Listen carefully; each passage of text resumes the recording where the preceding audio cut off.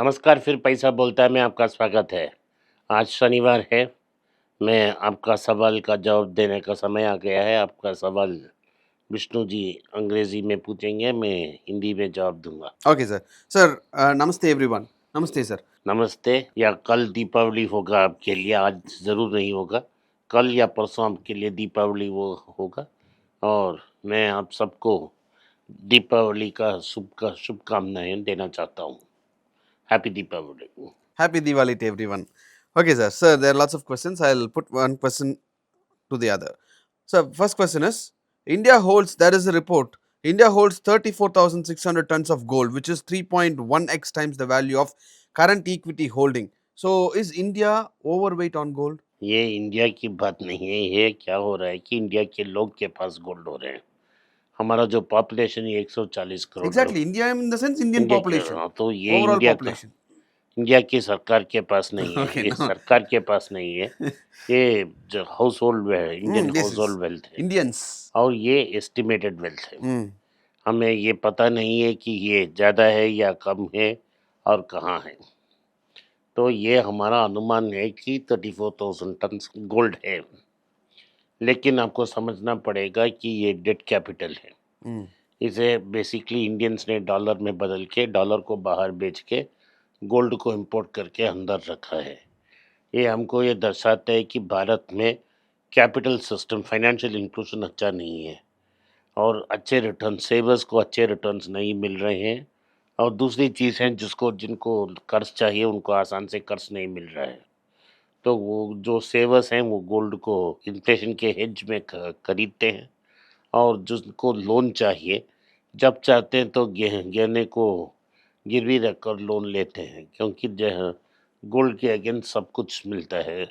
कहाँ भी दुनिया में जाओगे तो लोन मिल जाएगा। तो ये एक फाइनेंशियल असेट में बदल जाती है। लेकिन नियरली 80%, 80% गोल्ड से सेफ में वेस्ट रखा है। Mm. इसलिए लोगों के लिए काम नहीं करती है। अगर मेरे पास 1 किलो या 2 किलो का गोल्ड है, वो मैंने लॉकर में रख के लॉक करके रखा है, उसे मैं यूज़ नहीं कर रहा हूँ। वही गोल्ड यूज़ होता है जो बाहर आके गिरवी रखकर उसे लेकर, पैसा लेकर बिजनेस में डाला जाता है। तो इसीलिए बफेट कहते हैं गोल्ड कोई कैश फ्लो जनरेट नहीं करता। Mm. तो इसलिए वो डेड एसेट है। लेकिन बैंक्स में क्या हो रहा है कि डिपॉजिट्स आपको कम देते हैं, उसमें टैक्स भी पकड़ लेते हैं। तो इन्फ्लेशन से कम की इंटरेस्ट मिलती है। और अगर किसी आदमी को लोन लेना पड़ता है, अगर वो एम्प्लॉयड नहीं है और मंथली सैलरी उनको नहीं मिल रहा है, उनको लोन जल्दी नहीं मिलेगा। Mm. तो लो, ये फॉर्म भराओ, वो फॉर्म भराओ, पीले फॉर्म भराओ, लाल फॉर्म भराओ, हरा फॉर्म भराओ, ये सब होता है। तो इसीलिए लोग गोल्ड के लिए जाते हैं। Okay. So nextly, it's regarding silver. Silver fell by 1 rupee, and the silver bees fell by 6%, या which is 1 rupee is very meager, but 6% is quite higher. So what's the difference between this? Silver में क्या हुआ है कि silver की ETF में लोग 90% silver है और 10% हेजिंग के लिए रखते हैं। कुछ लोग 95% तक सिल्वर में लेके रहते हैं। पिछले 2 हफ्ते में बहुत सारे पैसे सिल्वर ईटीएफ में गए और उसे उन्होंने सिल्वर में कन्वर्ट नहीं कर पाए, क्योंकि जब उन्होंने खरीदा सिल्वर एक में रेट था और 1-2 दिन में रेट ऊपर चला गया। लगभग 160 से 200 रुपया जाने में सिर्फ 8 दिन लगाया।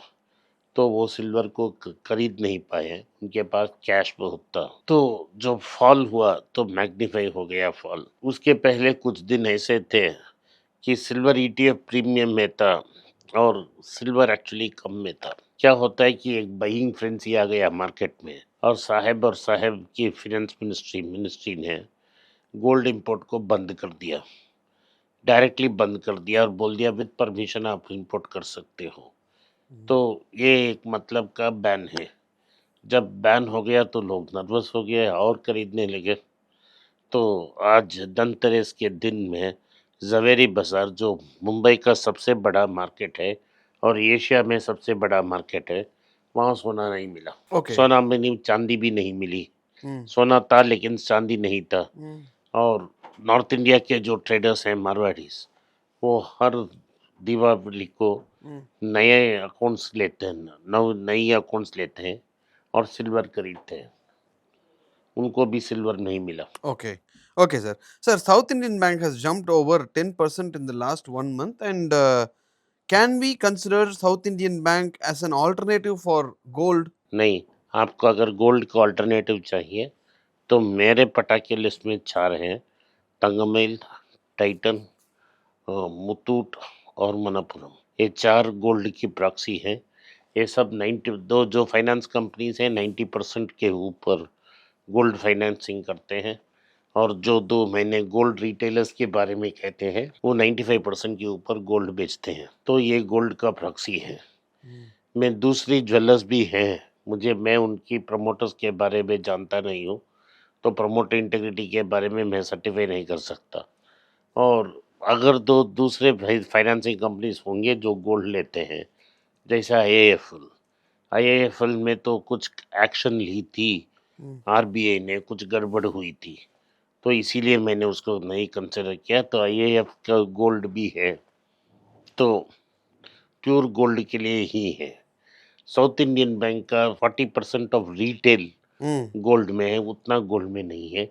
एक नया मैनेजर आए हैं, उन्होंने टर्न अराउंड की है पीआर से शादी, इसीलिए ये ऊपर चली गई है। What's happening in Karnataka Bank, sir? We are looking, they it Karnataka seems they are bank में looking for a permanent CEO. Karnataka bank में जो डायरेक्टर थे, मैनेजिंग डायरेक्टर थे मिस्टर श्रीकांत शर्मा, उनकी और बोर्ड के बीच में कुछ डिफरेंस ओपिनियन थी, उन्होंने रिज़ाइन कर दी। जब उन्होंने रिज़ाइन की तो ईडी भी रिज़ाइन कर ली, तो उन्होंने राघवेंद्र राव नाम का एक फुल टाइम एम्प्लॉई को सीईओ अपॉइंट किया। उसको आरबीआई ने रेटिफाई कर दी और 1 मंथ का एक्सटेंशन भी दे दी। अभी उनको 3 लोगों को पकड़ना है, एक मैनेजिंग डायरेक्टर, एक होल टाइम डायरेक्टर और एग्जीक्यूटिव डायरेक्टर, ताकि बैंक ठीक-ठाक से चल सके। Okay. और इसको पता लगाने में बहुत टाइम कम है, क्योंकि उनकी डिफरेंसेस टॉप मैनेजमेंट से बहुत ओपनली थी। कोई अच्छा मैनेजर आने के लिए संकोच कर रहा है, और भारत में टॉप टैलेंट पकड़ना बहुत मुश्किल है बैंक को चलाने के लिए, जो आरबीआई की नॉर्म्स को मैच करे। Okay. तो ये समय लगेगा, मार्केट करेक्ट कर रही है, हमें इस को खरीदने के अच्छे समय अभी यही है।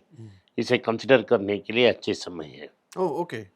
Okay, sir. Thank you. Thanks for your time on showing us some light on the stocks, sir. अगर आपको ये वीडियो पसंद है, आपने इस वीडियो को देखा, इसके लिए मैं आपका आभारी हूँ। हो सके तो इस वीडियो को लाइक कीजिए, चैनल को सब्सक्राइब कीजिए और इस वीडियो को अपने दोस्त और रिश्तेदार के पास भेजें और उन्हें देखने की आग्रह करें। नमस्कार, धन्यवाद, जय हिंद। नीचे एक ईमेल स्क्रॉल हो रहा है, इसका ईमेल एड्रेस है paisa.bolta hai.np@gmail.com। अगर आप मुझसे संपर्क करना चाहते हैं तो इस ईमेल में मेल भेजें, मेरी टीम आपसे बात करेगी। फिर से बता रहा हूँ मैं, paisa.bolta hai.np@gmail.com, इसमें आप मेल भेज सकते हो, मेरा टीम आपसे संपर्क करेगा।